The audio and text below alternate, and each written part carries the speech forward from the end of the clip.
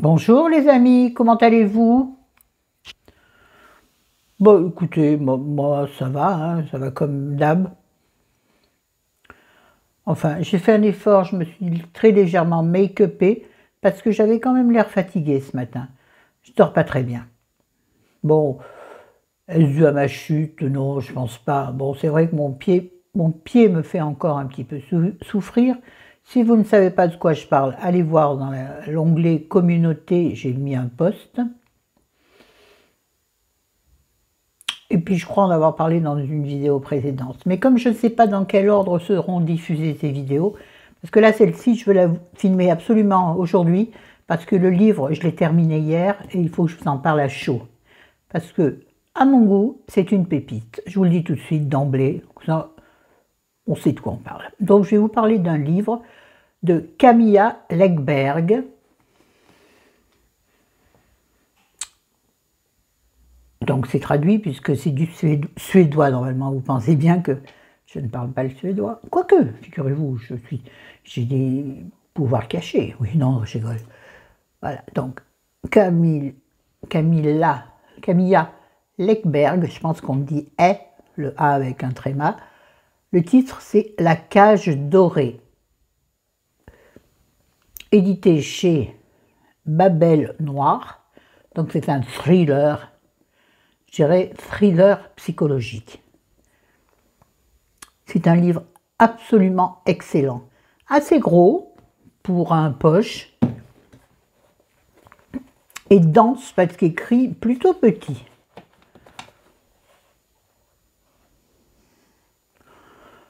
Oui. Alors, je vais d'abord vous planter l'histoire. C'est l'histoire d'une jeune femme qui s'appelle Faye, F-A-Y-E, son mari Jack et de leur fille Julienne.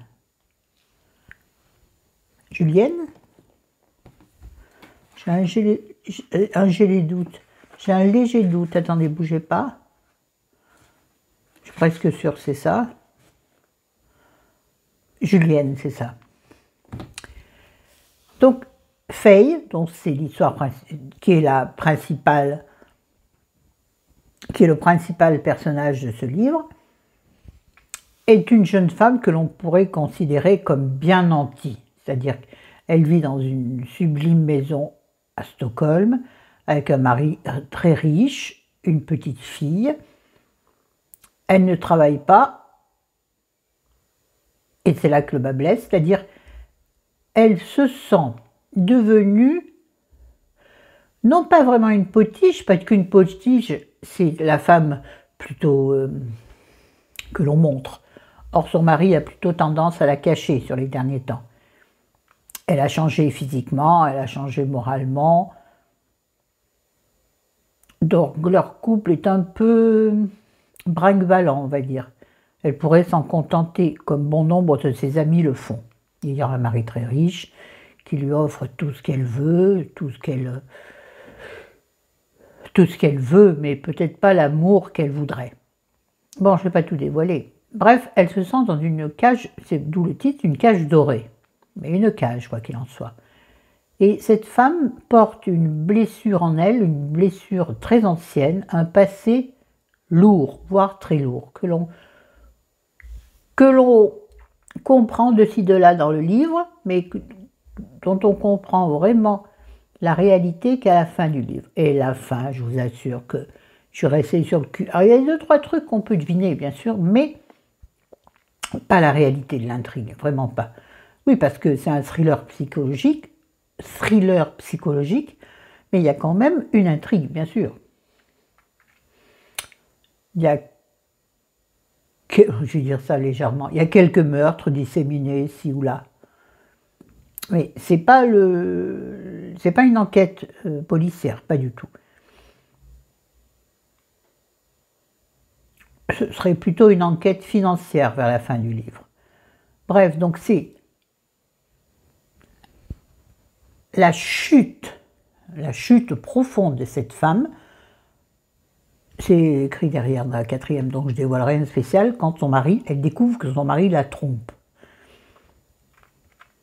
et qu'en plus, c'est bien moqué d'elle pendant toutes ces années, soi-disant, où il l'aimait, il l'idolâtrait, et où il l'a plus ou moins, entre guillemets, humilié. Enfin, il l'a fait se sentir, pas comme une moins que rien, mais presque. Et lorsqu'elle comprend, elle a tout ça qui lui tombe sur la tête, elle décide alors de se venger d'une façon que je ne vous dévoilerai pas. Mais c'est une pépite. Honnêtement, c'est un truc fabuleux. Alors, j'ai déjà lu, je pense, je suis même sûre, il faudrait que je recherche, mais parmi tous les livres que je lis, les livres de cette autrice, ou cet auteureux, cet écrivain, N, enfin, hein, pas N, écrivaine, j'aime beaucoup. Au début, je me disais, j'aimerais pas cette ambiance, pas trop de chez nous, quoi. Oui, parce que moi, je suis assez attachée aux endroits que je connais ou dans lesquels je peux m'identifier. Et finalement, j'aime beaucoup ces ambiances différentes de chez nous. Sans parler, bien sûr, de la haute sphère dans laquelle ces gens-là déambulent.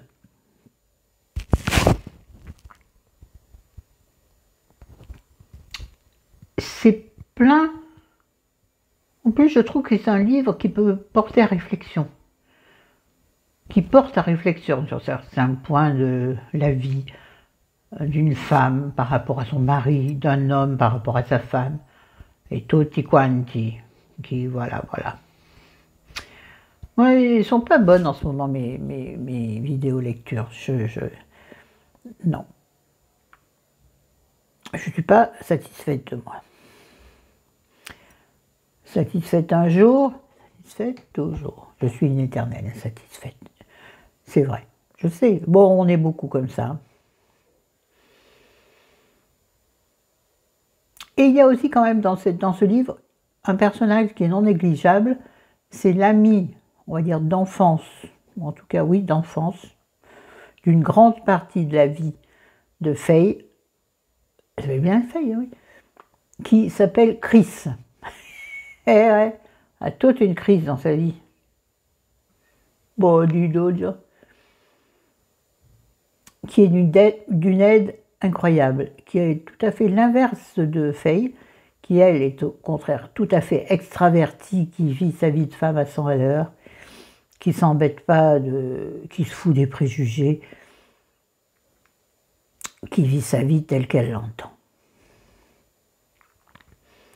Donc elle fait aussi partie de lui. Puis bien sûr, il y a d'autres personnages à côté. Bon, il y a la petite fille, Julienne. Julienne, oui, c'est ce que je voulais. Oui, Julienne. Qui comment on dit,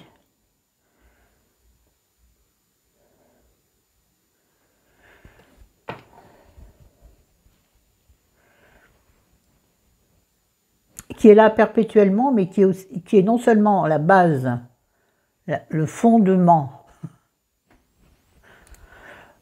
de ce couple, de cette vie, de leur vie, mais qui est aussi... Oh, je ne sais pas comment me sortir de ce truc dans lequel je me suis embarquée. Donc, il est un personnage important, mais pas forcément mis en première ligne du livre. Je ne trouverai pas le mot que je voulais employer, mais bon. Voilà. Donc, ouais, c'est un peu... Ce qui est intéressant, bien sûr, c'est la reprise. Alors, c'est très féministe, hein, ce que je vais dire. La reprise de la puissance féminine sur le patriarcat. Ouais. Alors, je ne rentrerai pas là-dedans parce que je suis pour et contre ce genre de truc. Moi, j'ai le lobe qui me gratte, qui me chatouille. Ça vous chatouille, ça vous démange, oui. Je ne sais plus, c'est ça. Vous gratouille, ça vous chatouille, ça vous gratouille. Je trouve ce livre, par moments, extrêmement poignant quand on voit le désespoir de cette femme. Et puis par rapport à son passé, il y a parfois aussi des flashbacks. Il y a des chapitres courts qui sont consacrés à son passé. mais distillé de façon distillée. Donc, un tout petit chouïa par-ci pour te titiller la papille, et puis qui te laisse sur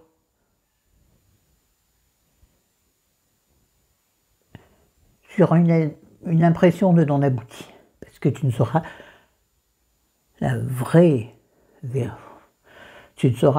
vérité qu'à la fin du livre. Donc vous attendrez la fin des livres pour savoir. Excellent bouquin, thriller psychologique s'il en est. Vraiment, j'ai beaucoup aimé et je n'hésite pas à dire que pour moi c'est une pépite. Et en feuilletant à la fin, vous savez où il y a les derniers livres sortis ou les nouvelles, il y a la suite de celui-ci qui s'appelle Les ailes d'argent, que je vais m'empresser de commander. Oui, je vais le commander parce que je pense qu'il ne sera pas facile à trouver. Enfin, je sais pas. Bon, je ne veux pas m'enquiquiner la vie, je vais le commander. Des ailes d'argent, donc c'est la suite de la fin de celui-là. Est-ce que c'est logique? Ben oui, hein. Intéressant. Voilà. Sur ce, ben c'est tout pour ce livre. Oui, c'est petit, c'est court. J'ai un autre livre dont il faut que je vous parle, mais je l'ai lu il y a un moment déjà et j'ai du mal à retrouver le fil de mes pensées de lecture. C'est pour ça que j'aime, comme au début je le faisais sur cette chaîne, vous faire des bilans livres à chaud, c'est-à-dire au moment où je le lis, au moment où je l'ai lu, où je l'ai terminé. Parce que c'est là où l'esprit est encore vif. Je parle du mien. Ben oui, ma vivacité s'épuise, surtout en ce moment. Enfin déjà depuis un long moment. Ouais, c'est bien Droopy, hein. Oh ben en plus il fait des bajoux, je les dessine. Le ridicule ne tue pas. Waouh, waouh, waouh. Allez, je vous aime, je vous adore. 13 minutes, écoutez, c'est mieux que rien. Je vous aime. Passez un bon dimanche, une bonne fin de dimanche. Quelle heure qu'il est? Quelle heure qu'il est, qu'elle disait? Eh ben allez, marche-toi. 14h34. Il est temps pour mamie d'aller faire sa sieste d'au moins 2 heures. Ah oui, oui, mais il faut ça. Ça m'empêche pas de dormir. Non, non, ne dites pas que je dors mal à cause de ça, c'est pas vrai. Je ne pense pas, j'ai besoin de ce repos diurne. Wow. Salut, ciao, ciao, papino, papinette. Pouette, pouette.